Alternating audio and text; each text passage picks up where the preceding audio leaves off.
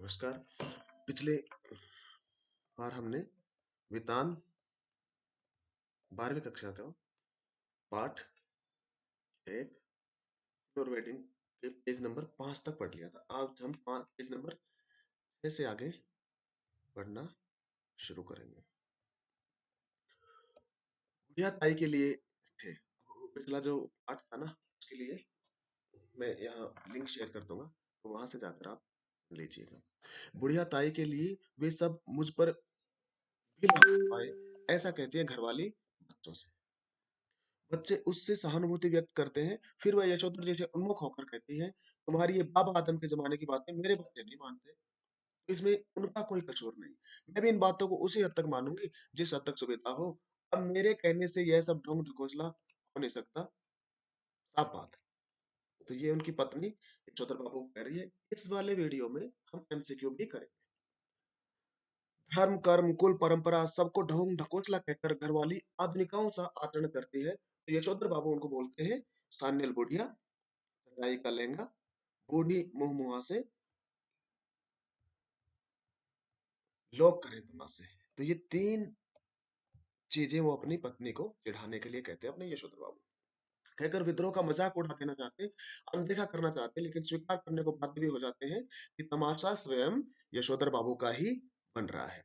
जिस जगह किशनदा का क्वार्टर था, उसके सामने खड़े होकर एक गहरा निश्वास छोड़ते हुए यशोधर जी ने अपने से पूछा कि क्या यह बेहतर नहीं रहता कि किशनदा की तरह घर गृहस्थी का बवाल ही न पाला होता और लाइफ कम्युनिटी के लिए डेडिकेट कर दी होती। अब कोड स्विचिंग कोड मिक्सिंग आता है ना, ये पार्ट उसका बहुत बढ़िया उदाहरण है।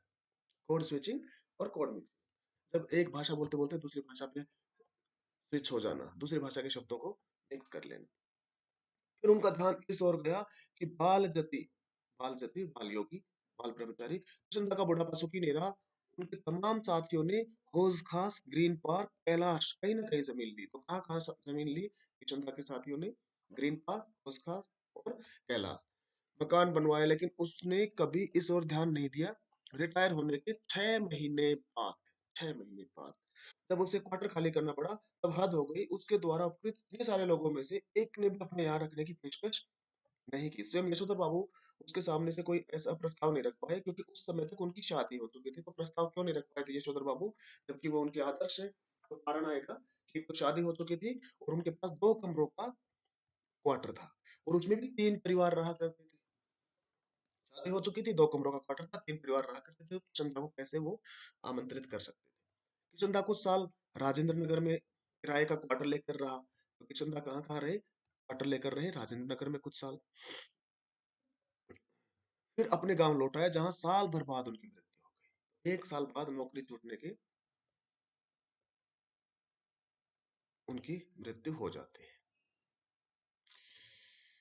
1.5 साल बाद, 6 महीने ये और 1 महीना ये। बेचारा ज्यादा पेंशन नहीं खा सका। विचित्र बात यह है कि उसे कोई भी बीमारी नहीं हुई, बस रिटायर होने के बाद मुरझाता सूखता ही चला गया। जब उसके एक बिरादर से मृत्यु का कारण पूछा, तब यशोधर बाबू को यही जवाब दिया, जो हुआ होगा। ये वो अनिश्चित स्थिति है यशोधर बाबू की, कि वो एज इट इज स्थितियों को स्वीकार कर लेते हैं, जो हुआ होगा। यानी पता नहीं क्या हुआ। जिन लोगों के बाल बच्चे नहीं होते, घर परिवार नहीं होता, उनकी रिटायर होने के बाद जो हुआ होगा सही मौत होती है। ये जानते हैं यशोधर जी। बच्चों का होना भी जरूरी है। ऐसा ही है कि यशोधर जी के बच्चे मनमानी कर रहे हैं और ऐसा संकेत दे रहे हैं कि उनके कारण यशोधर जी को बुढ़ापे में कोई विशेष सुख प्राप्त नहीं होगा। लेकिन यशोधर जी अपने मर्यादा पुरुष चंदा से सुने हुए यह बात नहीं भूलते हैं कि गधा पच्चीसी में कोई क्या करता है, इसकी चिंता नहीं करनी चाहिए, क्योंकि बाद में हर आदमी समझदार हो जाता है। गधा पच्चीसी माने 25 साल से कम उम्र का, या शुरुआती जीवन का दौर, जिसमें बचपने का दौर मान। यद्यपि युवा यशोधर को विश्वास नहीं होता, तथापि किशनदा बताते हैं कि किस तरह जवानी में मैंने 50 किस्म की खुराफात की। ककड़ी चुराना, गर्दन मोड़ के मुर्गी मार देना, पीछे की खिड़की से कूद कर सेकंड शो सिनेमा दिखाना, ये वो काम है जो अपने किशनदा जवानी में किया करते थे, और इन्हीं को गधापच्चीसी की श्रेणी में रखा जाता है। जिम्मेदारी सर पर पड़ेगी, तब सब अपने आप ठीक हो जाएगा। यह भी किशनदा से विरासत में मिला हुआ एक फिक्रा, जिसे यशोधर बाबू अक्सर अपने बच्चों के प्रसंग में दोहराते हैं। उन्हें कभी-कभी लगता है कि अगर मेरे पिता तब नहीं गुज़र गए होते, जब मैं मैट्रिक में था, यशोधर बाबू के पिता गुज़र जाते हैं जब वो मैट्रिक में हैं, तो शायद मैं भी गधा-पचीसी के लंबे दौर से गुज़रता। ज़िम्मेदारी सर पर जल्दी पड़ गई, जल्दी ही ज़िम्मेदार आदमी बन गया। जब तक बाप है तब तक मौज कर ले। यह बात यशोधर जी कभी-कभी तंजिया कहते हैं, लेकिन कहते हुए उनके चेहरे पर मुस्कान खेल जाती है। वह बच्चों पर यह प्रकट करती है कि बाप को उनका सनाथ होना, गैर ज़िम्मेदार होना कुल मिलाकर अच्छा ही लगता है। यशोधर बाबू कभी-कभी मन ही मन स्वीकार करते हैं कि दुनियादारी में बीवी-बच्चे उनके अधिक सुलझे हुए हो सकते हैं, लेकिन 2 के 4 करने वाली दुनिया ही उन्हें कहाँ मंज़ूर है, जो उसकी रीत मंज़ूर करे। दुनियादारी के हिसाब से बच्चों का यह कहना सही हो सकता है कि बब्बा ने डीडीए फ्लैट के लिए पैसा न भरकर भयंकर भूल की है, किंतु समहाउ यशोधर बाबू को किशन दा की यह उक्ति अब भी जचती है, और वो उक्ति क्या है? मूर्ख लोग मकान बनाते, सयाने उनमें रहते। जब तक सरकारी नौकरी तब तक सरकारी, और रिटायर होने पर गाँव का पुश्तैनी घर, ऐसा मानकर चलते हैं अपने किशन दा का बुढ़ापा कैसा रहा वो भी उन्हें पता है। गाँव का पुश्तैनी घर टूट-फूट चुका है। उस घर पर इतने लोगों का है कि वहाँ जाकर बसना, मरम्मत की ज़िम्मेदारी ओढ़ना और बेकार के झगड़े मोल लेना, इस बात को यशोधर जी अच्छी तरह समझते हैं कि गाँव में नहीं जा सकते। बच्चे बहस में जब यह तर्क दोहराते हैं, तब उनसे कोई जवाब देते बनता भी नहीं है। उन्होंने हमेशा यही कल्पना की थी कि आज भी करते हैं कि उनका कोई लड़का रिटायर होने से पहले सरकारी नौकरी में आ जाएगा और क्वार्टर उनके परिवार के पास बना रहेगा। अपनी पत्नी द्वारा भविष्य का प्रश्न उठाए जाने पर यशोधर बाबू इस संभावना को रेखांकित कर देते हैं, जब पत्नी कहती है, अगर ऐसा नहीं हुआ तो आदमी को तो हर तरह से सोचना चाहिए। तब यशोधर बाबू टिप्पणी करते हैं कि सब तरह से सोचने वाले हमारी बिरादरी में नहीं होते, उसमें तो एक ही तरह से सोचने वाले होते हैं, कहते हैं वो, और नकली हँसी वो हँसते हैं। यहाँ पे लिखा नहीं कि किशनदा की तरह, लेकिन ये सब किशनदा की तरह ही वो करते हैं। जितना ही इस लोक की ज़िंदगी यशोधर बाबू को यह नकली हँसी हँसने के लिए बाध्य कर रही, उतना ही वह परलोक के बारे में उत्साही होने का प्रयत्न कर रहे हैं। अभी अपने यहाँ अपने मनोविज्ञान के बहुत सारे नियम आ गए। तो उन्होंने बिड़ला मंदिर, अब ये बिड़ला मंदिर कौन-सा है? लक्ष्मी नारायण मंदिर। बिड़ला मंदिर की ओर तेज कदम बढ़ाए, लक्ष्मी नारायण के आगे हाथ जोड़े, असीक का फूल चुटिया में खोसा और पीछे से उस प्रांगण में जा पहुँचे जहाँ एक महात्मा जी गीता पर प्रवचन कर रहे थे। असीक का फूल भगवान पर चढ़ाए हुए फूल हो गए, भगवान के चरणों के फूल हो गए। आज प्रवचन सुनने में यशोदा जी का मन खास नहीं लगा। सच तो यह है कि भीतरी वो बहुत ज़्यादा धार्मिक और कर्मकांडी तो है ही नहीं। हुँ? हाँ, इस संबंध में अपने मर्यादा पुरुष किशन दा द्वारा स्थापित मानक हमेशा उनके सामने रहे हैं। जैसे-जैसे उम्र ढल रही है, वैसे-वैसे वह भी किशन दा की तरह रोज़ मंदिर जाने, संध्या पूजा पाठ करने और गीता प्रेस गोरखपुर की किताबें पढ़ने का यत्न करने लगे। किसकी तरह? किशन दा की तरह। अगर कभी उनका मन शिकायत करता कि इस सब में लग नहीं पा रहा हूँ, तब कहते कि भाई लगना चाहिए। अब तो माया मोह के साथ-साथ भगवत भजन को भी कुछ स्थान देना होगा कि नहीं? नई पीढ़ी को देकर राजपाट तुम लग जाओ, बाट बन प्रदेश की। जो करते हैं, जैसा करते हैं करें। हमें तो अब इस वर्ल्ड की नहीं, उसकी इस लाइफ की नहीं, उसकी चिंता करनी है। वैसे अगर बच्चे सलाह माँगे, अनुभव का आदर करें तो अच्छा लगता है। अब नहीं माँगे तो नहीं माँगे। ऐसी बातें अपने यशोधर बाबू सोच रहे हैं। क्या ऐसी बातें सभी बुजुर्ग सोचते होंगे? सोचते हैं। ये बच्चों को सोचना है, इसलिए तो 12वीं क्लास में ये पाठ दिया है। यशोधर बाबू ने फिर अपने को झिड़का कि यह भी क्या हुआ कि मन को समझाने में फिर भटक गए। गीता महिमा सुनो। ये फूल हो गए असीक के फूल। सुनने लगे, व्याख्या में जनार्दन शब्द आया। देखिए उनके जो जीजा जी का नाम है जनार्दन, लेकिन जनार्दन 4 आ गए तो जनार्दन द्विवेदी, जनार्दन वर्मा, जनार्दन शर्मा, जनार्दन जोशी, तो ये जोशी जी हैं। हुँ?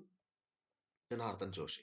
जब जनार्दन शब्द व्याख्या में सुन रहे हैं ना, भगवान श्री कृष्ण के लिए जो आता है, अपने यशोधर बाबू से सीधा अपने जीजा से जोड़ देते कि मेरे जीजा जनार्दन जोशी की याद आई।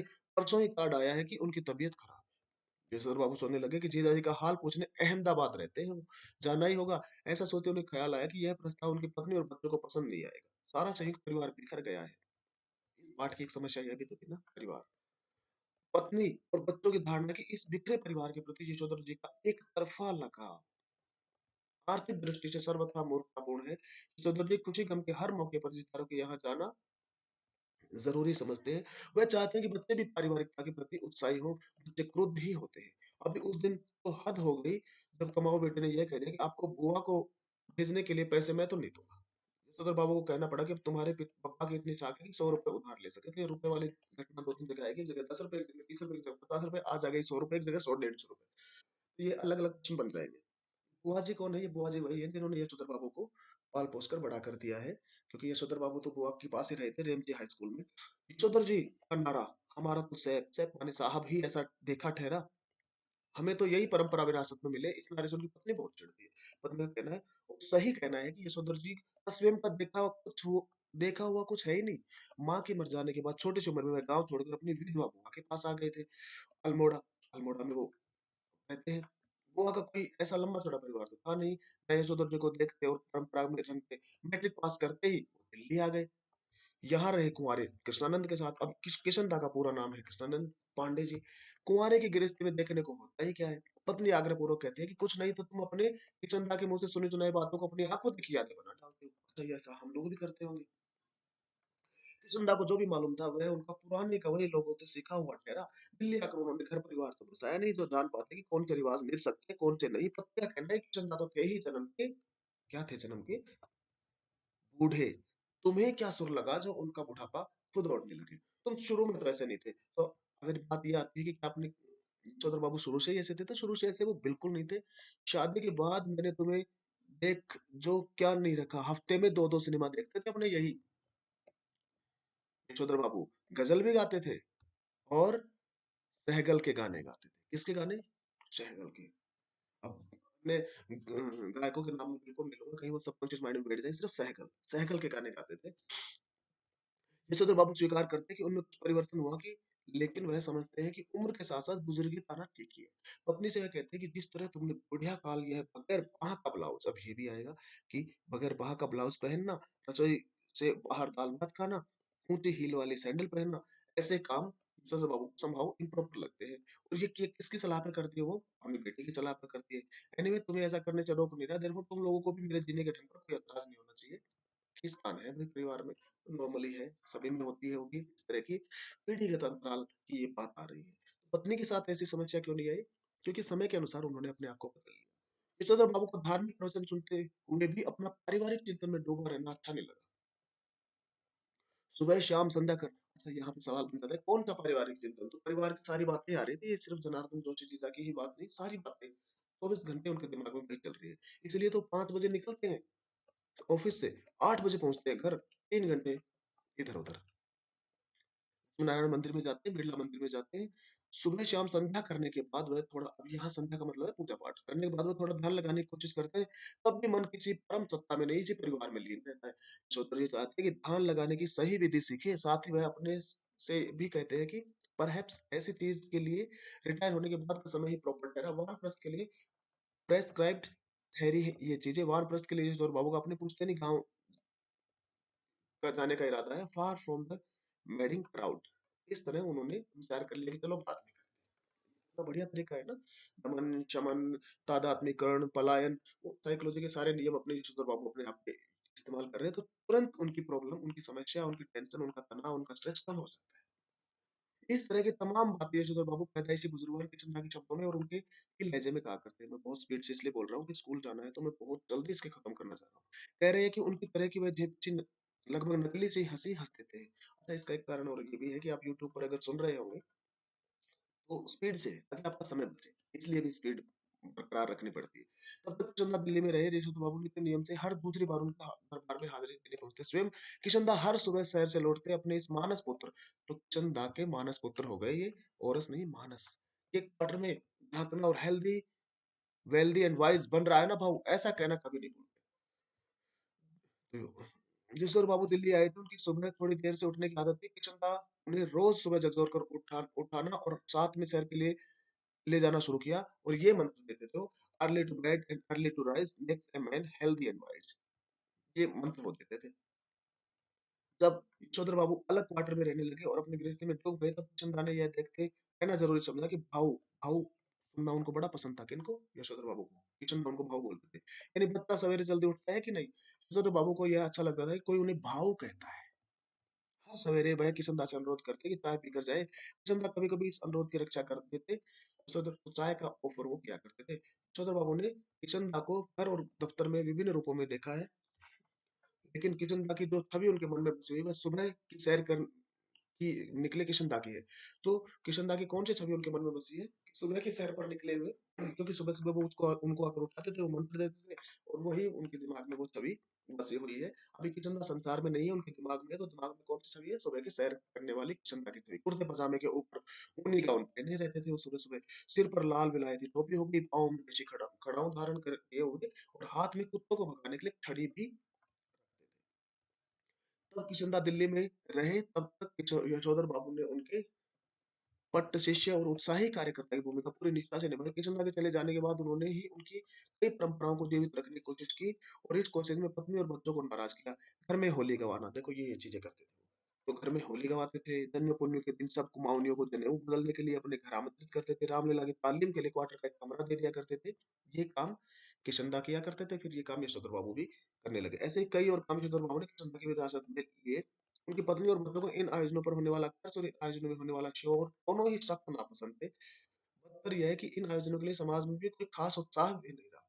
ये बात हम सबके लिए कही है कि हमने हमारी पुरानी असली परंपरा और संस्कृति को छोड़ दिया। उन्हीं में तो आनंद था। अपने पूर्वजों ने, बुजुर्गों ने इसलिए तो त्योहार तीज बनाए थे कि हर महीने 2 महीने में हमें बहुत ज़्यादा खुश होने का मौका मिलता रहे और इस तरह से जीवन अच्छे से कटता रहे। उत्सवी जीवन कटता रहे। अच्छा, हम सेलिब्रिटी बोलते हैं बड़े-बड़े फ़िल्म स्टार को, क्रिकेट इन लोगों को, हम सब सेलिब्रिटी हैं। हमारे यहाँ तो हर दिन एक त्योहार है, सेलिब्रेट करते रहो। यशोधर जी चाहते हैं कि उन्हें समाज का सम्मानित बुजुर्ग माना जाए, लेकिन जब समाज ही नहीं हो तो उन्हें यह पद क्यों कर मिले? यशोधर जी कहते हैं कि बच्चे मेरा आदर करें, उचित रहे, हर बात में मुझसे सलाह लें, जिस तरह मैं किशन से लिया करता था। यशोधर बाबू डेमोक्रेट बाबू है और हरगिज यह दुराग्रह नहीं करना चाहते कि बच्चे उनके कहे को पत्थर की लकीर समझे। लेकिन ये भी क्या हुआ कि पूछा न चाचा, जिसके मन में जैसा आया करता रहा। ग्रांटेड तुम्हारी नॉलेज ज्यादा होगी लेकिन एक्सपीरियंस का कोई सब्स्टिट्यूट ठहरा नहीं बेटा, मानो ना मानो, झूठे मुंह से ही सही एक बार पूछ तो लिया करो, ऐसा कहते हैं यशोधर बाबू और बच्चे यही उत्तर देते, बब्बा आप तो हद ही करते हैं, तो बात आप जानते नहीं, क्या पूछे। अब यहाँ दोनों ही अपनी जगह ठीक है। ठीक ऐसे है कि अभी के जमाने में अगर देखें तो हमारे मम्मी पापा या दादा-दादी, उनको अगर मोबाइल वगैरह का इस्तेमाल नहीं आता या नए-नए ऐप्स चलाने या यूज़ करने नहीं आते और फिर हम उनको उनसे ना पूछें, मतलब सिर्फ़ और सिर्फ़ ये है कि उनका ये ना सही तो किसी और तरीके से उनको हमें समय देना है। ये चलो उन्हें नहीं आता। तो यहाँ दोनों की बातें सही हैं, लेकिन वो अपने पिता को थोड़ा अलग समय उनको देना ही चाहिए। प्रवचन सुनने के बाद यशवंत बाबू सब्जी मंडी गए। तो प्रवचन सुनने के बाद कहाँ चले जाते हैं? सब्जी मंडी। सब्जी मंडी जाने से पहले क्या कर रहे थे? प्रवचन सुन रहे थे। यशवंत बाबू को अच्छा लगता अगर उनके बेटे बड़े होने पर अपनी तरफ से यह प्रस्ताव देते कि दूध लाना, राशन लाना, सीजीएचएस डिस्पेंसरी से दवा लाना, सदर बाजार जाकर दालें लाना, पहाड़गंज से सब्जी लाना, पहाड़गंज से सब्जी लाना, डिपो से कोयला लाना, ये सब काम छोड़ दे, हम कर दिया करेंगे। यशवंत बाबू ऐसा सोचते। एक आध बार बेटों से खुद उन्होंने कहा, तब एक दूसरे से कहने लगे, तू क्या कर, तू क्यों नहीं करता? इतना कोहराम मचा लड़कों में कि एक दूसरे को भला बुरा कहा, तो यशोद बाबू ने इस विजय को उठाना ही बंद कर दिया कि चलो अभी मैं ही ले आऊँ। जब से बेटा विज्ञापन कंपनी में बड़ी नौकरी पर गया है, तब से बच्चों का इस विषय में एक ही वक्त है, बब्बा हमारी समझ में नहीं आता कि इन कामों के लिए आप एक नौकर क्यों नहीं रख लेते? पिज़्ज़ा को भी आराम हो जाएगा, कमाओ बेटा, नमक छिड़कते हुए भी यह भी कहता है कि नौकर की तनख्वाह मैं दे दूँगा और ये तो यशोदा बाबू को बड़ा बुरा लग जाता है।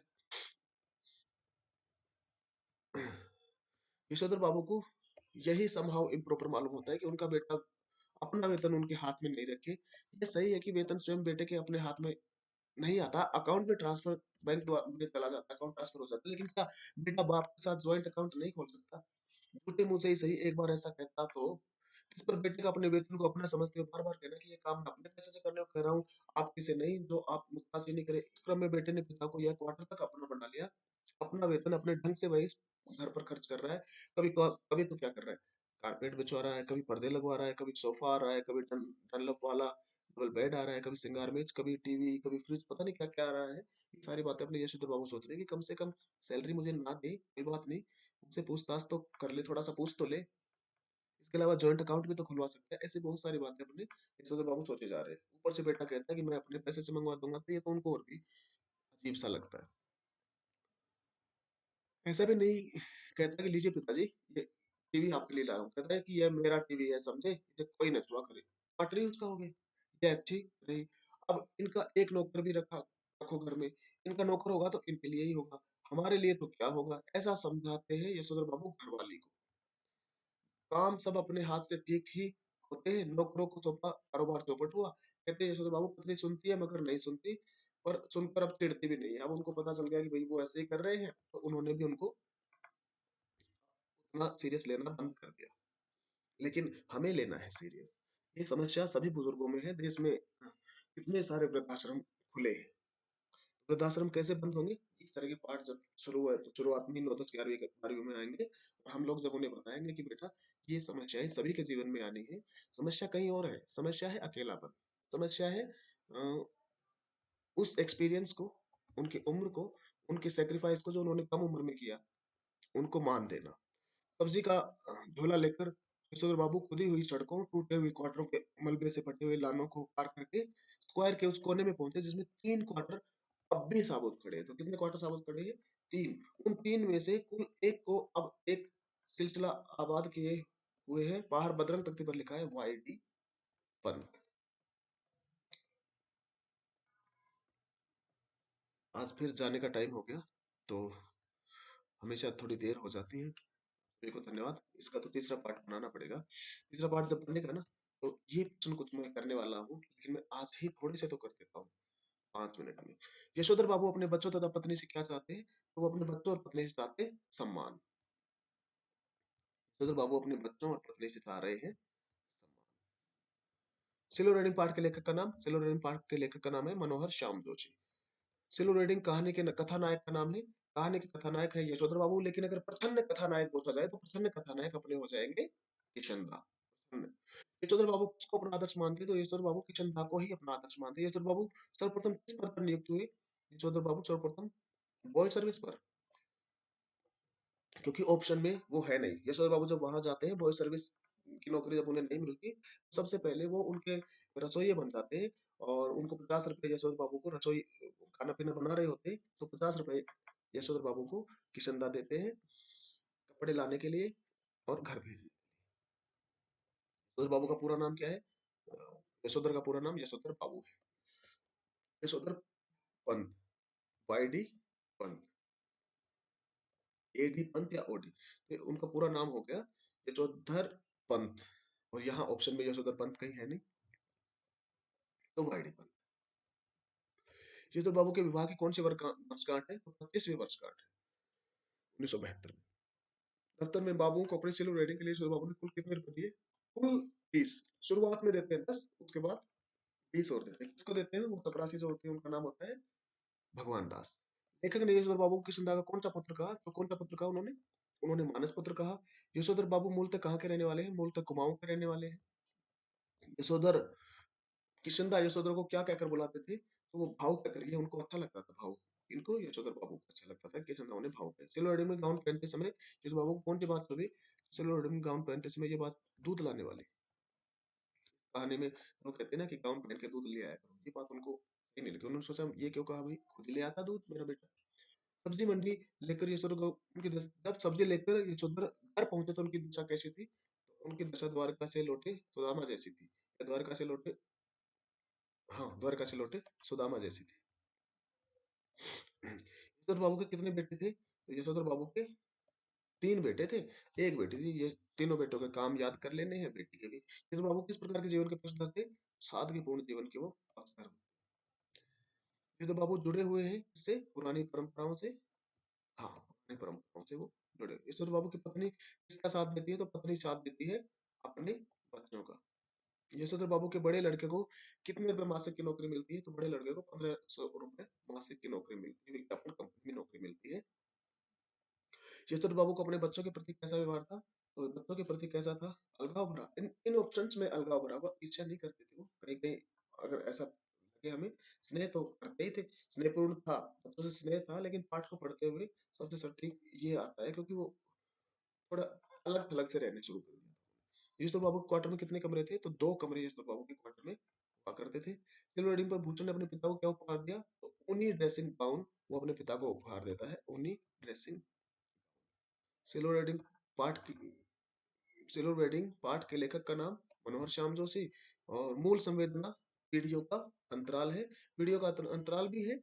मूल संवेदना तो यही हो गई। इसके अलावा भी अगर देखा जाए तो पाश्चात्य संस्कृति का प्रभाव है।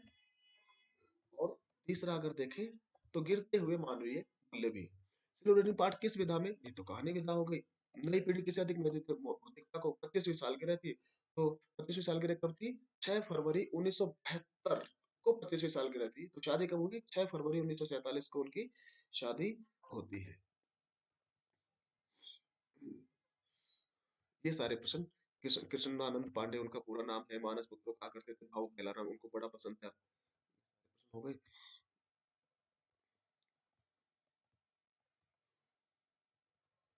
उनके 4 बच्चे होते हैं, 3 बेटे होते हैं, 1 बेटी होती है, फौज सर्विस की नौकरी के लिए जाते हैं। खुद का पद अभी क्या है? वो सेक्शन ऑफिसर है। सर्वप्रथम अगर सरकारी नौकरी की बात करें उस नौकरी की, तो फौज सर्विस में लगाए जाते हैं। स्कूटर बेहुदा सवारी उनको लगती थी, कार अफोर्ड कर नहीं सकते, इसलिए साइकिल बच्चे नहीं चलाने देते, कहते कि साइकिल तो चपरासी चलाते हैं, इसलिए फिर वो बेचारे पैदल ही जाते थे।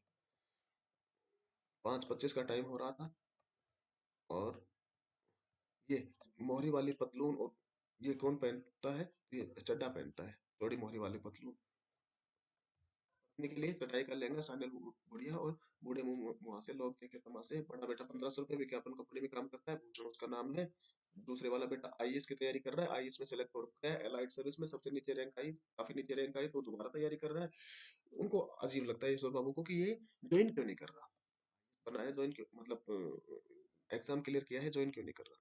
अमेरिका, तीसरा बेटा स्कॉलरशिप लेके जाना चाह रहा है। बेटी चला गया है तीसरा बेटा, और बेटी पढ़ाई के लिए अमेरिका जाने की धमकी देती है। जब उसकी शादी की बात चलती है, तो 20 रुपए पार्टी के लिए देते हैं, और बिरला मंदिर जाते हैं। पत्नी और बच्चों से तैयार, बेटी जींस ऊंची हील पत्नी पहनती है, और बुआ के पास वो रहते हैं। ये वही प्रश्न बार बार दोहरा रहे हैं। तो अहमदाबाद में उनके जीजाजी, कौन सी जीजाजी का नाम है? जनार्दन जोशी। और